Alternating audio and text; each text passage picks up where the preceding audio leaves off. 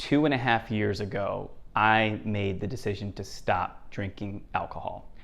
And it started off as a 1-year challenge. I had recently become a father, and I was starting to look at my life, my decisions, where I was going, where I had been, and just starting to reflect. And anyone that is a parent, I'm sure, can relate to this story in regards to just starting to really reevaluate and examine things through a completely different lens. The day that I held my daughter in my hands, my life changed forever, and probably in many ways that I'm not even aware of yet. I'm sure more and more insights will come along the way. So I want to share with you my story about alcohol and what that first year was like, and then what ultimately led me into where I am now, which is 2.5 years of being alcohol free.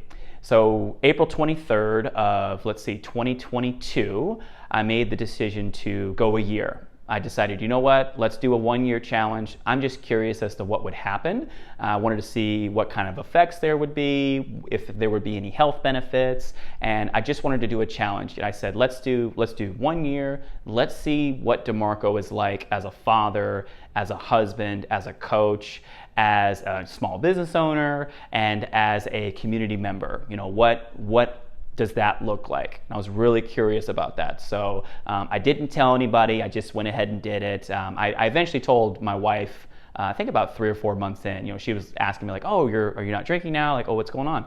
And I told her, and then I just kind of kept it under wraps. This video, like I said, I want to share my story with you, but I'm not doing this for like a pat on the back or anything like that. I'm sharing the story with you, and I think some of you might see this, and this might resonate with you. Maybe you have a similar story. So if you do, by the way, I would love to hear from you in the comments. I think that one thing that's wonderful, particularly for men, is for us to talk about things more. I think it's really important for us to do that, and to talk things out and process with other people. There's no need for us to just kind of do the old school method of just keep it all in, and do that. We have communities for a reason, and if you don't, I highly suggest that you find one. I have a wonderful group of other men that I can hang out with and share ideas with, and do stuff and have fun. So again, there's just a little bit of a side note. So again, I started off with that 1-year challenge, and again, I wanted to see what it would look like. What does this look like? And I wasn't sure how it was going to go. I was really curious. I had been a drinker for about, close to 20, or not 20 years, but about 18 years. So I had started drinking when I was 15. I lived over in Germany, and the drinking age is a little bit lower there. So I took advantage of that when I was younger. So it's it's different culture, and there's just kind of give you that little bit of a context. So, and actually, when you were 18, living overseas, you could go onto the bases and go to clubs and go drink liquor. So it was very much a part of the culture, particularly with the military. There's a lot of alcohol use there, and it's just something that was just very normal. And by the way, before I go any further, I want to establish a couple of ground rules. Number one, I do not think that the use or abstinence of alcohol is a moral issue. I don't think that someone is moral or immoral, moral for not drinking alcohol or immoral for choosing to not drink it. I don't want to do that. I will never be the person that's preaching, sitting there proselytizing and talking about how I'm superior because I choose not to do it. Not at all. Please don't get that message from this video. I cannot stand those kinds of people. You hear the people that are on the carnivore diet or vegans or keto or anything, and if you find an approach that works for you, that's truly wonderful. I am very happy for you. But when people start getting into that superiority, mindset of, my method is better, it works for me, so it will definitely work for you, and I'm better than you, and all that. I walk out of the room when I start hearing that kind of language and talk, because it's foolish. It's very toxic, and it's just not fun. It's just a vibe killer. So I am in no way putting myself on a pedestal for this. There are many people, I've met people, which, by the way, as I've talked about it with more people have opened up with me, and I've heard some crazy stories. I know people that have been sober for 10 years, 15 years, 20 years plus, and people that really went through some really tough times. So wanted to establish those ground rules. I in no way think I am better than anybody for choosing not to drink. I in no way think that somebody has a problem because they choose to drink alcohol. My wife, for example, it's a constant running joke in the family. She can have one glass of wine and she can make that glass of wine last the entire evening. You know, if we're at a party or hanging out at home, she can make that wine last anywhere from 3 to 5 hours, and it's hilarious. And when I used to drink, at the end of the day, I would say, all right, man, let me finish this thing. I can't let it go to waste. And now it's just funny because now alcohol just sits in our house and it doesn't even get drunk because she barely drinks too. So it's quite funny, thinking about it now, the kind of that mindset. And what's interesting about this substance is that it's the only substance that I can think of where you have to explain why you're not using it, why you're not consuming it. And it's really interesting because I made the choice. Again, I didn't tell a lot of people. I wasn't sitting here, waving my flag and looking for my little pat on the back. But people noticed. They noticed things, right? They're like, oh, you're not drinking? Oh, do you want a beer? Oh, you don't want to drink? Now, luckily, the people in my circle are wonderful. I didn't have anybody that was like trying to pressure me to drink or anything like that. I'm way past the college phase of life. And the people in my circle I'm just very fortunate to have some wonderful people around me. So I didn't get any of that. But it's funny, I was a little afraid of that when I first started. I was like, oh God, what are people going to think? That fear and that uncertainty. It's so amazing to me. I think it was Seneca that said, we suffer more in imagination than in reality. And that is so true with my experience. As soon as people asked the first time, hey, do you want a beer? I just say, no, I'm good. No, thank you. And they're like, okay, cool. And that was it. That was the conversation. It wasn't like, now there were times where people say, oh, are you not drinking? People would be curious. And I would just tell them, I'm not drinking right now. I would give kind of not a super definitive answer of like, I'm just not going to drink tonight. I don't feel like drinking tonight. While in my mind, it was like, we're going to do this year and we're going to reassess. And so that was interesting. That cultural piece of alcohol's everywhere, man. It's in commercials. It's such a part of our culture. I watch football. I mean, there's a bunch of ads for all the different beer companies, liquors, and everything, and to the point where they're in Super Bowl commercials. It's a big thing. I personally love the Budweiser commercials. They have a lot of fun with those, and they get really creative, and they really get you in the feels too. So they're slick with the way they operate that way.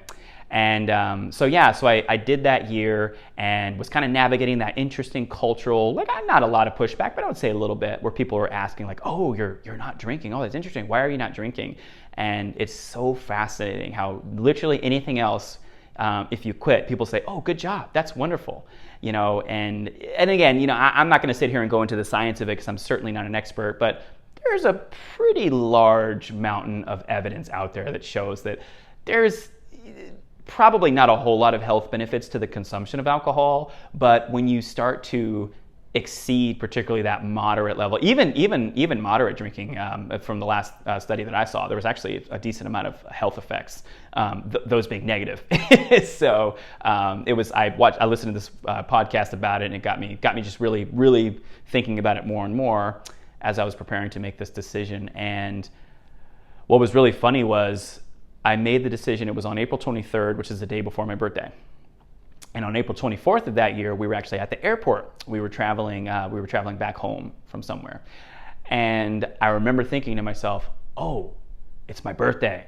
Let's have one more beer. Why not? And it was almost like a Dr. Jekyll, Mr. Hyde moment, that kind of internal conversation. And the other, I guess, Dr. Jekyll said, no, we're not. We said yesterday, we said the year, and it starts now. We're not playing. So it's kind of just an interesting little moment there where I just, kind of had a conversation with myself and said, no, we said a year, and we said yesterday was the last day, so we're good. And it wasn't a huge battle or anything like that. And to get into the next part of this video, which is the effects that I experienced, it's actually quite amazing. I was a little nervous about some side effects, because there have been periods in my life that were more stressful, and I definitely consumed more alcohol during those more stressful times. And when things were just going better, I tended to not drink as much, although sometimes I did for celebratory reasons. But there were periods in my life that were quite stressful and quite challenging to get through. And I look back now and I realize I did use alcohol as a crutch to get through some of those tough times, and I'm not afraid to admit that. I don't think I don't think that makes me a bad person or again, not immoral or weak or anything, but it's a vice. It is a vice, and for me, it was a crutch. And I will totally admit that to you and just be honest and transparent. And the more I look back, the more I realize how much I was using it.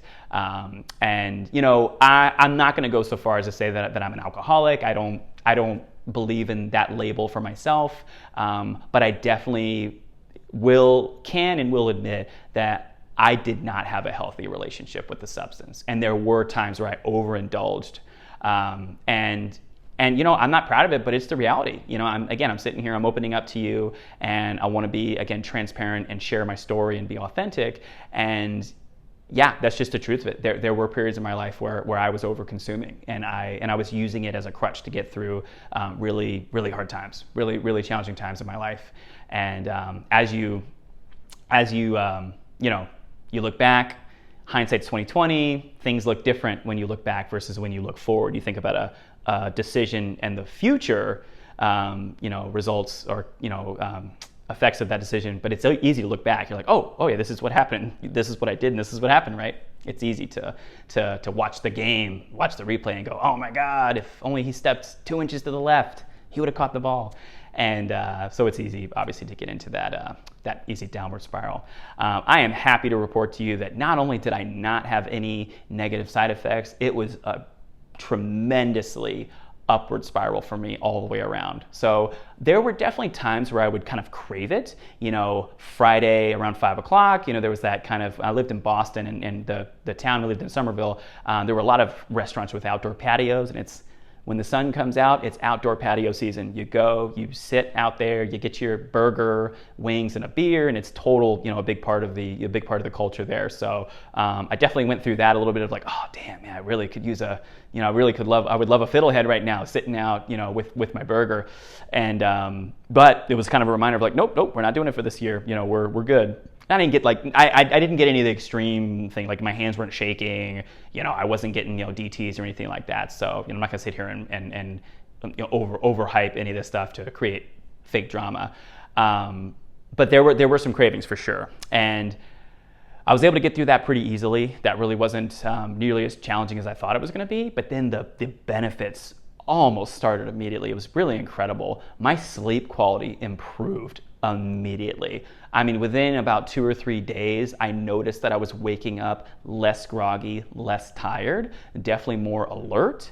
And as a result of that, every facet of my life improved. I found that, I just had more capacity for my workouts. My workouts improved. My strength immediately went up.